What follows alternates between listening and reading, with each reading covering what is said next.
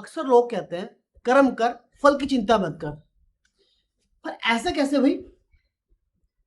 कर्म के बारे में तो सोचना ही पड़ेगा। क्यों? क्योंकि अगर गलत कर्म कर दिए ना भाई, तो उसका फल तो भुगतना ही पड़ेगा। किसी भी धर्म के किसी भी ग्रंथ में यह नहीं लिखा है कि कर्म कर और फल की चिंता मत कर, बल्कि यह लिखा है कि इंसान का अधिकार सिर्फ कर्म करने में है, उसके फल में नहीं। फल तो कर्म के अनुरूप प्रकृति के हाथ में है, जो इंसान को भुगतना ही पड़ेगा।